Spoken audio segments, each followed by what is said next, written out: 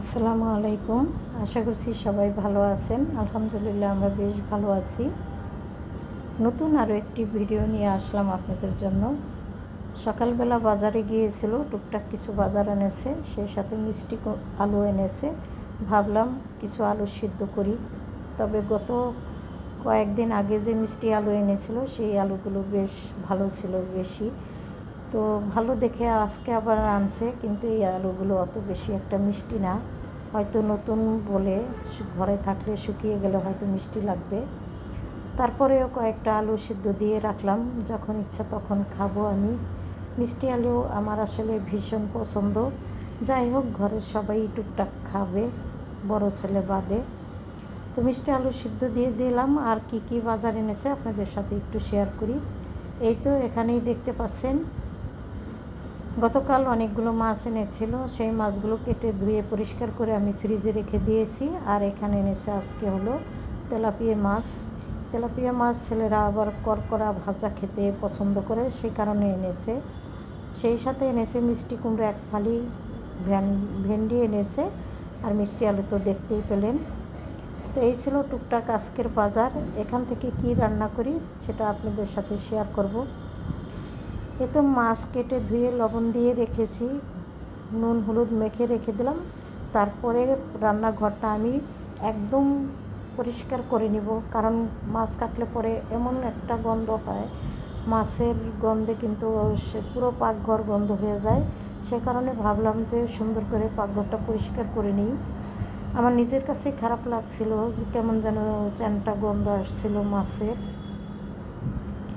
যাই হোক, যখন সিঙ্ক মাজতে গেলাম তখন ভাবলাম চুলাটাও একটু পরিষ্কার করে নিই এর সাথে। তো দেখতেই পাচ্ছেন চুলার আশপাশ কিন্তু আমি পরিষ্কার করে দিচ্ছি। আর চুলার নিচে দেখছেন একটা রেক্সিন বিছিয়ে দিয়েছি, কারণ আমার ফ্লোরগুলি একেবারে মোজাইক করা, আর মোজাইকগুলো প্রচণ্ড ধার, কোনো প্রকারেই মুছে আনা যায় না। সেই কারণে আমি আসলে একটা রেক্সিন বিছিয়ে দিয়েছি। তো এখন তেল পড়লে তেল সাথে সাথে আমি কিন্তু মুছে নিয়ে আসতে পারি। আর যে চুলাটা দেখতে পাচ্ছেন অনেক কম দামি একটা চুলা আমার, কিন্তু স্টিলটা এত ভালো যে পরিষ্কার করলে একদম ঝকঝকা হয়ে যায়, আর অত বেশি সময়ও লাগে না পরিষ্কার করতে। দেখতেই পাচ্ছেন বেশ অনেক আগের কিন্তু এই চুলাটা। আসলে চুলা ইচ্ছা করলে আমি ভালো একটা চুলা কিনতে পারি, কিন্তু এই চুলাটা তো এখনও পর্যন্ত নষ্ট হয়নি। ভাবলাম যে চুলাটা যতদিন চলুক, তারপরে হয়তো একটা চুলা কিনে নিব। যাই হোক, দেখতে দেখতে আমি কিন্তু পুরা পাকঘর সাবান দিয়ে প্রথমে মেজে নিলাম, তারপরে হচ্ছে একটা ভিজা ন্যাকড়া দিয়ে পরিষ্কার করে মুছে নিলাম। এই তো এখানে আবার কাউন্টার টপটাও আমি, দেখেন আপনারা যদি ভালো করে খেয়াল করেন বুঝতে পারবেন যে কতটা খড়খড়া আমার মোজাইক। তো এত খড়খড়া জিনিস কিন্তু অতি সহজে পরিষ্কার করা যায় না, সময় লাগে, এবং সবসময় এই ধরনের খড়খড়া জায়গা কিন্তু পরিষ্কার করতে ভালোও লাগে না। তারপরেও কি আর করার, আমি কিন্তু সবসময় চাই পরিষ্কার থাকুক, আর এইভাবেই আমি কিন্তু পরিষ্কার করে রাখি। কিন্তু ওইভাবে বোঝা যায় না, মনে হয় যেন পরিষ্কারই করে নিই। আর পুরো ফ্লোরটাও কিন্তু আমি ভীম সাবান দিয়ে হালকা একটু মেজে তারপরে পরিষ্কার করে নিয়েছি, যেহেতু ফ্লোরে বসে আমি মাছ কাটাকাটি করেছিলাম। মাজার পরে আমি কিন্তু পুরো রান্নাঘরটা হাতে মুছে নিয়েছি। এই তো এখন আমার রান্নাঘর পরিষ্কার করা শেষ। তারপরে চলে আসলাম টয়লেটে। দেখেন মাছ কাটার আগেই কিন্তু আমি বেশ কিছু কাপড় ভিজিয়ে রেখেছিলাম, সেগুলো এখন আমি ধুয়ে নেব। তবে তার আগে কিছুটা কাজ আমাকে করে নিতে হবে, যেমন ঘর মোছা, বিছানাদারি গোছান, তো এগুলো তো করবই। আর এই যে খাটের উপরে দেখতে পাচ্ছেন, আমি কিন্তু বিছানাটা টানটুন করে পরিষ্কার করেছিলাম। আর আমার ছোট ছেলে আলমারি পরিষ্কার করতে গিয়ে এই কাপড়গুলো আমাকে দিয়েছে, কারণ সমস্ত এই কাপড় বাদ করে ফেলে দিতে বলছে। তো যাই হোক, ফেলে যখন দিই তখন তো দিবই, কিন্তু আপাতত ভাঁজ করে রেখে দিতে হবে, সে কারণে খাটের উপরে রেখে দিয়েছি। আর আমি কিন্তু খাট আমার শোকেজের দিকে ঘুরিয়ে দিয়েছি এবং আলমারিটা এই সাইডে নিয়ে আসছি। তো এখন কেমন হলো আপনারা একটু জানাবেন কমেন্টস করে। আর পুরা ঘর কিন্তু আমি সেই সাথে মুছে পরিষ্কার করে নিয়েছি। প্রত্যেকটা রুম কিন্তু ঝাড়া মোছা দেওয়া শেষ এবং ফ্লোর মোছা শেষ করে তারপরে আপনাদের সাথে আমি একটুখানি শেয়ার করতে চলে আসলাম। আর এদিক থেকে দেখেন আমি কিন্তু কতগুলো কাপড় ভিজিয়ে রেখেছি, যেহেতু মাছ কেটেছি অনেকটা সময় এমনিতেই চলে গেছে, তাই ভাবলাম ডাল আর ভাতটা আমি বসিয়ে দিই, সেই সাথে কাপড় ধোবো পাশাপাশি। কাপড় ধোয়ার সাথে সাথে আমি কিন্তু বারবার দেখে যাব ডাল আর ভাত হয়েছে কি না। এইভাবেই কাজ করতে হবে আজকে, তা না হলে সময়ের সাথে কোনো কাজই করতে পারবো না। তো অলরেডি ডাল ভাত হয়ে গেছে। এদিকে আমি কিন্তু কাপড় ধুয়ে গোসল করে নিয়েছি, পাশাপাশি কাপড়গুলো কিন্তু বারান্দাতে ছড়িয়েও দিয়েছি। তো এখানে কিন্তু 3টা তার আছে বারান্দাতে, 3 তারেই কিন্তু কাপড় ভর্তি, ওইভাবে বোঝা যায় না পাশাপাশি যেহেতু তার, সে কারণে। আর গ্রিলের সাথেও কিন্তু ছোট্ট একটা তার টানানো আছে, ওই ছোট্ট তারটাই কিন্তু আমার ছেলেদের মানে জাইঙ্গাগুলো আমি আর মোজা এখানে দিয়ে থাকি, তো সেই তারও কিন্তু ভর্তি। তো বেশ অনেকগুলো কাপড় ধুয়েছি, সেই সাথে তো একটা মশারি ধুয়েছি, মশারিটা দেওয়ার আর জায়গা হয়নি, তো কাপড়গুলো শুকিয়ে নামিয়ে তারপরেই কিন্তু আমি মশারিটা আবার ছড়িয়ে দেব। তো সব কাজ শেষ করে এখন তো দুপুরের খাবারটা খেতে হবে, তার আগে বাকি রান্নাগুলো শেষ করে নিব। তো এই তো দেখতেই পাচ্ছেন আমি এখানে কিন্তু অলরেডি ভাজিটা বসিয়ে দিলাম, আরেক চুলায় মাছটা ভাজা করে নেব। আজকে আমরা হলো তেলাপিয়া মাছ একদম শুকনা ভাজা খাবো।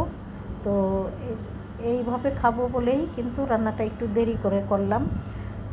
খাওয়ার কিছুক্ষণ আগে মাছ ভাজা করে নিলে মাছটা খেতে কিন্তু বেশি ভালো লাগে। আমি কিন্তু সবসময় ডিম আর মাছ ভাজা খেলে একদম টেবিলে ভাত দিয়ে তারপরেই কিন্তু মাছগুলো ভাজি এবং ডিম ভেজে নিই। তো এইভাবেই আজকের কাজটা শেষ করলাম। তো এখানে আমি এখন খাবারগুলো এক এক করে ডাইনিংয়ে দিয়ে দিব, সেজন্য রেডি করে নিচ্ছি। অলরেডি এদিকে কিন্তু আমার দুপুরে খাওয়ার জন্য বাসায় চলে এসেছে, তো সে ওখানে বসে আছে, আমি এদিক থেকে সমস্ত সব কিছু একটু রেডি করে নিচ্ছি।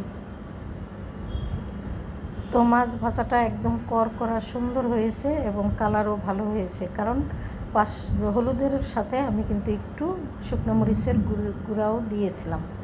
তো এই তো আর খাবো হলো শুকনো মরিচ ভাজা। মাছ ভাজার সাথে শুকনো মরিচ ভাজা থাকলে আর কিছুই লাগে না, সেই সাথে যদি ঘন ডাল হয়, তো ঘন ডাল তো আছে, আর পাশে আছে ভেন্ডি ভাজি। এই ছিল আমাদের আজকের দুপুরের খাবার। অত বেশি কিছু রান্না করতে পারিনি, কারণ রান্নাবান্না করতে গেলে অনেকটা সময়ের ব্যাপার, আর সেই সময় আমার হাতে আজকে ছিল না। তো অলরেডি সবাই খেতে বসে গেছে, আমিও খাবো। তো সবাই দেখতে থাকেন আমার ভিডিও, যদি ভালো লাগে লাইক কমেন্ট শেয়ার করে দিন, সেই সাথে সাবস্ক্রাইব করে আমার পাশে থাকবেন আশা করছি। তো সবসময়ই তো একা একা খাবার খেয়ে থাকি, আজকে হয়তো 3 জনে একসঙ্গে খেতে পারলাম, তাই আপনাদের সাথে একটু শেয়ারও করে দিলাম। খাওয়া দাওয়া শেষ করেছি অনেক আগে, বেশ কিছুক্ষণ পরেই কিন্তু আমি প্লেট বাটিগুলো ধুয়ে নিতে আসলাম, কারণ শুধু খাওয়া দাওয়া করলেই তো হবে না, প্লেট বাটি ধুয়ে নিতে হবে, এটাই স্বাভাবিক। তো সবসময়ই তো আমি প্লেট বাটি ধোয়া আপনাদের সাথে শেয়ার করে থাকি, কারণ এই কাজটা করতে আমার ভীষণই ভালো লাগে। অনেকে হয়তো বিরক্ত হয়, কিন্তু আমি বলি ঠিকই, কিন্তু আমার ভালো লাগে। এইসব কাজ দিয়েই তো সংসার আসলে, তো সংসারের কাজগুলো করব, এটাই স্বাভাবিক। তো যাই হোক, এখানে প্লেট বাটিগুলো একটু সাবান দিয়ে মেজে ঘষে নিলাম, পাশাপাশি অনেক কিছুই মাজবো আজকে আপনাদের সাথে, সমস্ত সব কিছু আমি শেয়ার করব। যে রান্নাবান্না শেষ করার পরে শুধু প্লেট বাটি ধুলে হয় না, সেই সাথে কত কিছু থাকে। তো সেই রকমভাবেই আজকে আমি প্লেট বাটিগুলো আমি আপনাদের সাথে মাজা ঘষা শেয়ার করলাম। প্রথমে আমি যে খাওয়ানা পিনা করেছিলাম সেই প্লেটগুলো ধুয়ে নিলাম, তারপরে হলো হাঁড়ি পাতিলগুলো ধুয়ে নেব। তো যেহেতু আমি আজকে অনেক কাজ করেছি আর রেস্টও নিয়েছি, তো এগুলো ধোয়ার জন্য কিন্তু আমি মাগরিবের পরে চলে আসছি। আর বিকেলবেলা নাস্তা করা হয়নি, কারণ বাসায় কেউ নাই, আমি যেহেতু একাই থাকি, সেইভাবে নাস্তার কোনো আমার প্রস্তুতি বা কোনো কিছু করা হয় না, সে কারণে দেখানোও হয় না। বিকেলবেলা যদি একটু চা খাই, তবে রং চা আমার প্রচণ্ড গ্যাস, এবং দুধ চায়েও এখন গ্যাস, আমি দুধ চা খেতে পছন্দ করি, কোনো কিছুই আমার কিন্তু এখন আর সহ্য হয় না, সে কারণে আমি ওইভাবে চাটা খেতে চাই না। এদিক থেকে আমি কিন্তু ভাতের হাঁড়ি, কড়াই সমস্ত সব কিছুই মেজে নিলাম। যেদিন কাজ করি সেদিনই মনে হয় বেশি কাজ থাকে, কোনোভাবেই কাজ কম করা যায় না। দেখা যায় একটা কাজ বাদ দিলে আরেকটা কাজ দাঁড়ায় থাকে সামনে এসে। ভাবছিলাম প্লেট বাটিগুলো ধুইলেই বুঝে আমার ধোয়া শেষ, তারপরে ভাবলাম না, ভাতের হাঁড়ি, কড়াই সমস্ত সব কিছু ধুয়ে মুছে রাখি, তবে রাতের জন্য সুবিধা হবে একটু। যাই হোক, কী আর করার, কাজগুলো এক এক করে করে নিলাম।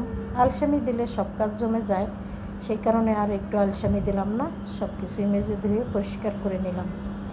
এই বাটিগুলো তো আমি মাছ হলুদ মরিচ লাগিয়ে মাখিয়ে নিয়েছিলাম, সেগুলো এখন ধুয়ে নিলাম। আর এক এক করে পাকঘরের ওই বোতল দুইটাও কিন্তু আমাকে পরিষ্কার করে রাখতে হবে। যখনই পানি অনেক সময় কলে থেকে 2-4 মিনিটের জন্য চলে যায়, তখন কিন্তু ওই বোতলের পানিগুলো আমার ভীষণ কাজে লাগে, হাত ধোয়ার কাজে বা রান্নাবান্নার কাজেও আমি ব্যবহার করে থাকি। সে কারণে আজকে বোতলগুলো ধুয়ে পানি ফেলে আবার নতুন পানি বোতলে করে রাখবো, কারণ এই অনেক দিন হয়ে গেলে সেই পানিটা আবার ব্যবহার করতে অত বেশি মন চায় না, কারণ নিজের কাছেই একটু সন্দেহ হয়। আর আমি হলাম খুঁতখুঁতে মানুষ, সেই কারণে আমার অনেক কিছুতেই প্রবলেম। আমি মাজা ঘষাটা অনেক বেশি করি, আপনাদের সাথে একটু শেয়ার কম করি, কারণ শুধুই তো মাজা ঘষা দেখাই আমি, তারপরে যদি আরও অতিরিক্ত দেখাই তাহলে হয়তো আপনাদের অত বেশি ভালো লাগবে না। তাই মাঝে মধ্যে অনেক অফ ক্যামেরাতে অনেক কিছু মাজা ঘষা করে নিই। তবে একা হাতে যেহেতু সমস্ত কাজগুলো আমাকে করতে হয়, আর ভিডিও করতে কিন্তু অত বেশি একটা পারাও যায় না, যেহেতু ক্যামেরা ধরার মতো কোনো লোকই আমার নেই, আমি কিন্তু অত বেশি কিছু আপনাদেরকে শেয়ার করতে পারি না। যাই হোক, যতটুকুই পারি, যেমনই পারি আপনারা ভালোবেসে দেখবেন আশা করছি। আর শুরু থেকে শেষ পর্যন্ত আমার ভিডিও দেখলে হয়তো আপনাদের ভালো লাগবে। বেশিক্ষণ যদি ভালো অল্প একটু দেখার পরে কিন্তু অত বেশি ভালো লাগবে না, সম্পূর্ণ ভিডিও দেখলে হয়তো বা ভালো লাগতেও পারে। যদি লাগে তাহলে সাপোর্ট করবেন আমাকে। অনেক বড় ভিডিও আমি আসলে ওইভাবে দিতে পারি না, তবে আজকের ভিডিওটা একটু বড় হয়ে গেল, সে কারণে সবার কাছে হয়তো ভালো নাও লাগতে পারে, তো সবাই একটু ভালোবেসে দেখবেন আশা করছি। তো বোতলগুলো ধুয়ে আমি নতুন পানি ভরে আবার সেখানে রেখে দিলাম, মাঝে মধ্যে এই পানিগুলো আমার কাজে লাগে। আর সবসময় একটা ব্রাশ দিয়ে এই বোতলগুলো আমি পরিষ্কার করে থাকি। তো বাসায় যখন কেউ না থাকে তখন আমার কাছে মনে হয় কাজ করে আমি ভালো আরাম পাই। এখন বাসায় কেউ নাই, সে কারণেই কাজগুলো সুন্দর করে করে নিতে পারলাম। আর আমার হাজব্যান্ড বাসায় থাকলে আমার মনে হয় আমি তার পিছনে সময় নষ্ট করে ফেলি। তো যাই হোক, সবার কাছ থেকে বিদায় নিয়ে আজকে পরিষ্কার পরিপাটি করে নিলাম। সবাই ভালো থাকেন, আমার পাশে থাকেন। আল্লাহ হাফেজ, আসসালামু আলাইকুম।